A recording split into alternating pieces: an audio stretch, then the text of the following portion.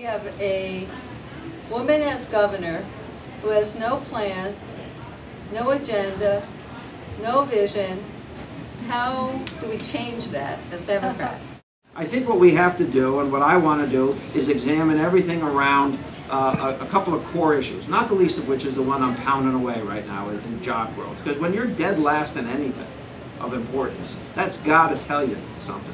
So what I now say to people is, listen, if you want Connecticut to be dead last for job growth, you should vote for Jody Rell. If you want to have the worst transportation system in the Northeast, you should vote for Jody Rell. If you're proud of being more reliant on property taxes to pay for education than any other state in the nation, you should vote for Jody Rell. I mean, I could give you 5 or 10 more of the. If you're proud of a state that spends on average $300,000 to incarcerate a child, with upward expenses of $500,000, then you should vote for Jody Rell. If you're proud of an administration that has year after year ignored the auditor's reports and the auditor's findings, then you should vote for Jody Rell, because there's nobody better at reading a report and ignoring it than Jody Rell, and I've got the proof of that. DSS, the largest state agency, 14% of all state expenditures. The auditors went back 3 years after having done an audit. And understand in our state, the auditor is not political. We have one Republican auditor and one Democratic auditor, and they issue their reports together.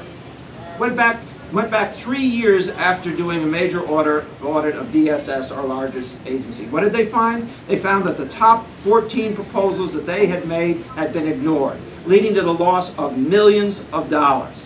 Right? We got Jody Rell who builds 84 with drainage systems that don't connect to the systems that are supposed to take the water away. We have Jody Rell who oversaw the building of Route 7, where they changed the course of the road for millions of dollars because they thought salamanders were going to cross someplace. They didn't read the map. They didn't have to change the design. We got Jody Rell in charge of a transportation project in New Haven. It was supposed to cost $300 million. It's now $1.3 billion. So if you want that, ultimately you're going to have to, vote for her and not vote for somebody like me. But I'm prepared to ask those questions. I'm prepared to put it in those terms. I'm prepared to spend. I mean, how many of you were at the convention last time? Anybody here at the convention? Does anybody outwork me? So you got to have a little faith in this business.